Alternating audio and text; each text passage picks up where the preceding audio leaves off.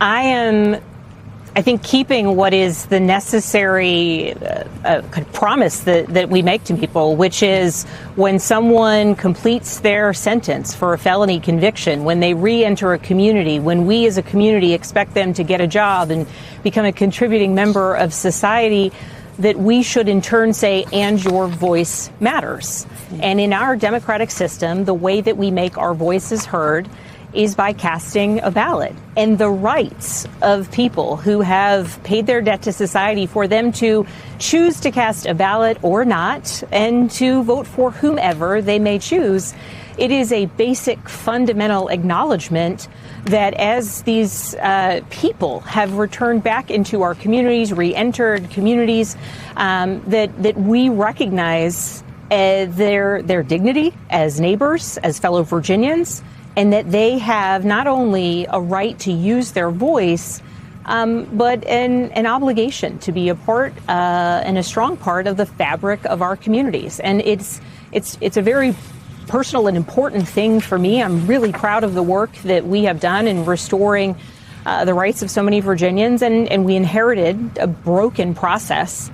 And importantly, when I came into office, there were no records of people who had applied and not yet received an answer, who had applied and been denied. And we had to recreate a system, and just kind of for reference, when my predecessor, in his first 4 months, he restored the rights of more than 3,500 people.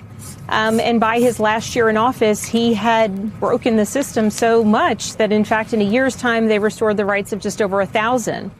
And so the work that we have done to identify people who are eligible and to ensure that they can apply, have the process, they know the process, apply, and then we went through person by person and actually went through the process of ensuring they were eligible and then restoring their rights.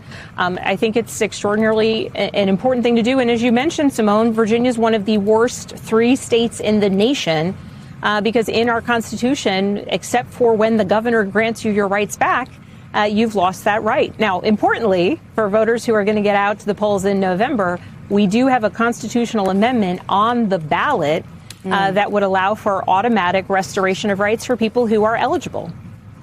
Governor, you mentioned November. WTOP reports that you believe that you can flip at least 4 House seats in Virginia, but you're concerned that Trump will sow doubt in the election. They write, Spanberger said the State Department of Elections will spend the next weeks ensuring that Virginians fully understand their rights and where and how to vote.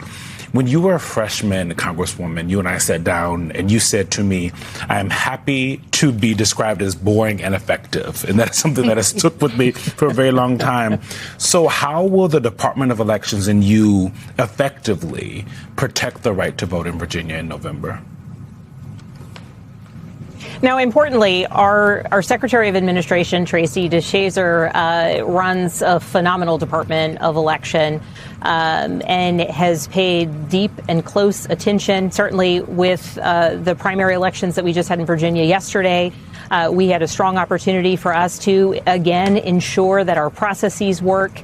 And as challenges occur, we had some flooding in parts of the state, and we had to move some polling places last minute as a result of those sort of natural. We've been in drought circumstances, so we're pleased for the rain, but had to adjust quickly. Certainly in Virginia, we have 45 days of early voting and making sure that people understand their rights, understand how they can cast a ballot, and importantly, communicate clearly. Our systems, certainly in our country, our elections are administered at the state level, and in Virginia, that means that we have volunteer poll workers from across our communities and our counties. We continue to recruit folks who want to volunteer to work at the polls this election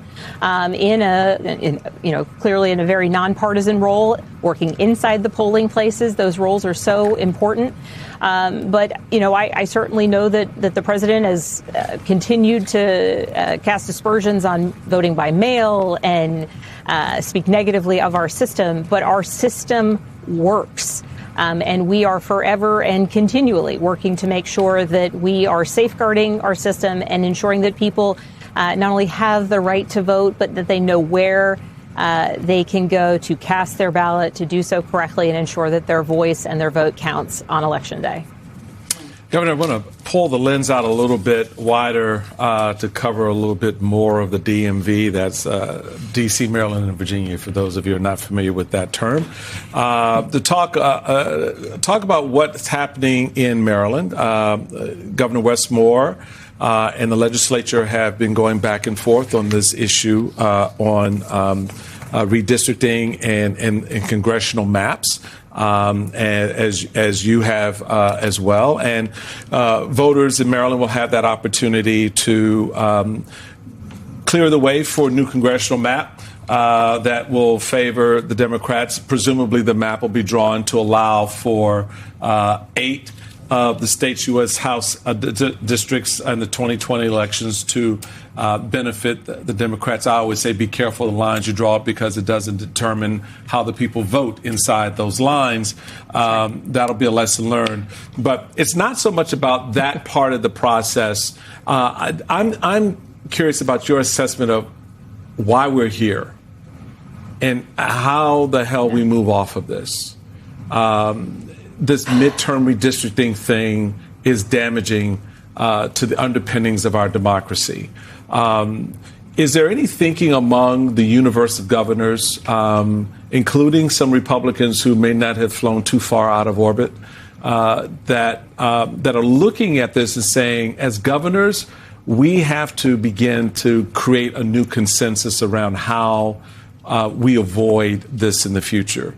You see where I'm going with that? Because that's where this is rest. The power of voting and the process of voting is laid out in the Constitution and put in your hands and in your state legislature's hands. You've got to show, or at least be somewhat concerned about where Donald Trump and Republicans at the federal level have dragged the country and in particular the individual states. Well, I think the point that you made at the end of your question is highly related to the kind of first part of the question, which was how did this start?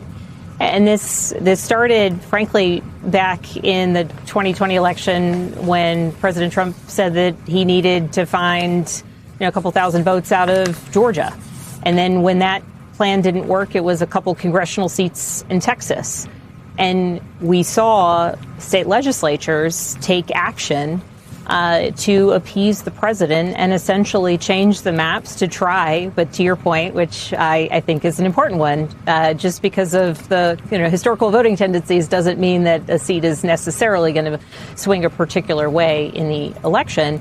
But we saw the legislature in Texas and in North Carolina change the maps, and other states have taken that step forward. Now, I think certainly importantly in Virginia, as I believe is the case in Maryland, that in order to make any redistricting efforts, there needs to be buy-in of the people. Now, ultimately, Virginia voted to make that change. Ultimately, our Supreme Court struck it down in a kind of a process argument. And so we still maintain our original maps here in Virginia. And I think that what we'll see in November will be a tremendous outpouring of voter engagement. We will see high turnout. And in Virginia, I believe that we will flip no fewer than 2 seats. But I'm aggressive and competitive, so I'm going to go with 4 and on a really good night 5. And I say that because, in fact, in November 2025, when I was on the ballot, I won 2 of our current Republican-held seats. On a statewide election, I happened to win the lines of 2 of them. So I know those are imminently winnable. And to kind of get at the heart of your question, we need to win in November, and we're going to do our part in Virginia.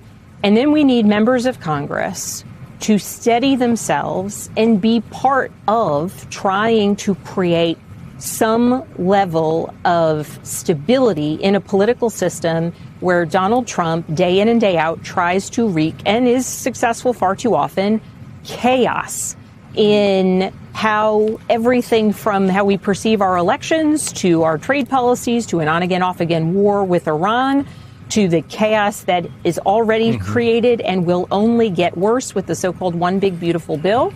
And we will need members of Congress to push back aggressively with clarity of voice and, importantly, ensure that into the future we are making the case for why why candidates are continuing to ask for votes, the things that they are wanting to do. And so, you're talking specifically about the redistricting piece.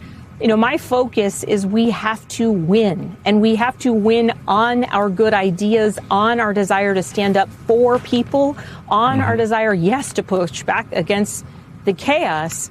But it isn't just about Donald Trump. It is about creating that future that we all want for our kids and our grandkids and our friends and our neighbors and our communities and the people that we love and the people who need us and want us to say, like, we are going to work hard, we are going to win, right. We are going to do right by people, we're going to pursue policies that are impactful. Because when it is just the gamesmanship of this seat versus that seat in the numbers game, people get lost, because when you're just talking numbers, now the numbers are necessary to win, but when you're only talking numbers, the average American doesn't hear you talking about them. You're not talking about the fact that they're having trouble putting food on the table or gas in their car or getting to work or worried about their kids' mental health challenges. And that's what we have to talk about. We have to win, but the win is for what?